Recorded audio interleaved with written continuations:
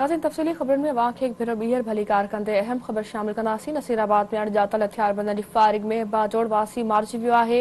अणॼातल हथियारबंदनि पारां फायरिंग कई वई, जंहिंमें बाजोड़ वासी क़तल थी वियो। इतलाती पुलिस फौजी मर्कज़ अस्पताल मुंतक़िल करे छॾियो आहे। नसीराबाद में अणॼातल हथियारबंदनि जी फायरिंग में बाजोड़ वासी मारिजी वियो आहे। अणॼातल हथियारबंदनि पारां फायरिंग कई वई, जंहिंमें बाजोड़ वासी क़तल थी वियो। इतलाती पुलिस पहुची मर्कज़ अस्पताल मुंतक़िल करे छॾियो आहे। तफ़सील राब्तो कयो आहे SNTV न्यूज़ रिपोर्टर अल्लाह बख्श कुरैशी सां। जी अल्लाह बख्श, अपडेट कजो हिन बारे सां।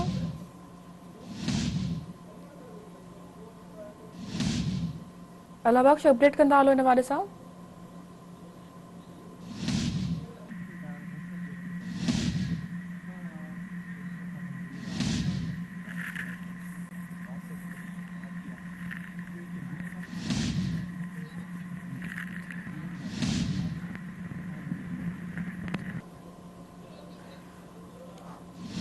अल्लाह बख्श, अपडेट कंदा हलो। अणॼातल हथियारबंदनि जी फायरिंग में बाजोड़ वासी मारिजी वियो आहे। कहिड़ा तफ़सील हिन हवाले सां?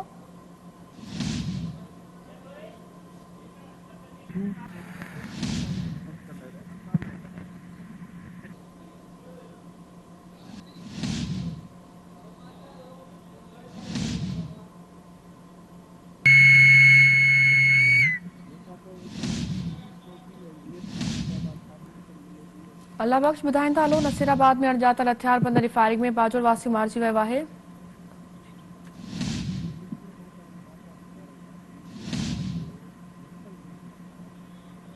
नाज़रीन राब्तो मुनक़ता थी वियो आहे। अवांखे हिकु भेरो ॿीहर अहम ख़बर ॾियूं पिया। नसीराबाद में अणॼातल हथियारबंदनि जी फायरिंग में बाजोड़ वासी मारिजी वियो आहे।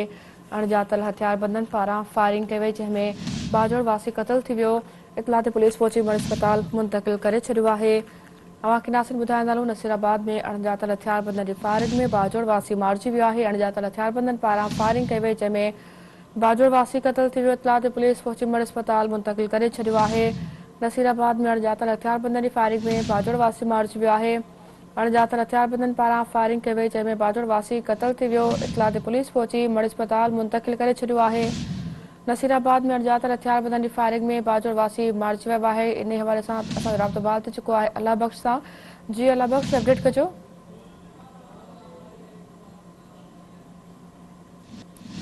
अल्लाह बख्श, अपडेट कंदा हलो। अणॼातल हथियारबंदनि जी फायरिंग में बाजोड़ वासी मारिजी वियो आहे। कहिड़ा तफ़सील आहिनि? जी, नसीराबाद शहर जी नेशनल बैंक लॻे टैक्सी स्टैंड ते अताला नाले ही पठाण आहे, जेको असल बाजोड़ एजेंसी जो रहाकी आहे, जेको काफ़ी सालनि खां बूट पॉलिश जो कमु कंदड़ हो। अॼु मामूल मूजिबि पंहिंजी दुकान ते वेठो हुयो त नामालूम मोटरसाइकिल सवार हथियारबंद आया, जिन हिन जे सिधा फायर कया ऐं 2 गोलियूं लॻण करे ही शदीद ज़ख़्मी थी पियो। अहिड़ो इतला मिलण ते नसीराबाद पुलिस DSP नसीराबाद खादम बुलेदी जी अॻवानी में पहुती, जेकी ज़ख़्मी हालत में अस्पताल खणी वञी रहिया त रस्ते ते ई फोत थी वियो, जेको लाश पोस्टमार्टम बाद वारसनि हवाले कयो वियो। इन मौक़े ते हुनजो भाउ हुयो, जंहिंखां असां मालूमात वरितीसीं, जंहिं चयो त असांजी कंहिंसां बि दुश्मनी कोन्हे का ऐं असांखे इहा ख़बर आहे त कंहिं असांजे भाउ खे क़त्ल कयो आहे ऐं क़त्ल जो कारण कहिड़ो आहे। ऐं हुन इहो ॿुधाए त कुझु ॾींहं अॻु में कुझु माण्हू ईंदा हुआ, जेके हिनखे धमकियूं ॾेई ईंदा हुआ, पर उहे केरु आहिनि, किथां जा आहिनि, असांखे इहा बि ख़बर कोन्हे का। ऐं हिन वाक़े बाद पूरे शहर में खौफ़ ऐं हिरास छाइजी वियो आहे ऐं हिन वक़्तु लाश पोस्टमार्टम बाद वारसनि हवाले कयो आहे, जेकी लाश बाजड़ एजेंसी खणी वेंदा, जंहिंजी तफ़सील बि उते ई थींदी। जी ठीकु आहे अल्लाह बख्श, वॾी महिरबानी अपडेट करण लाइ। नाज़रीन हाणे वक़्तु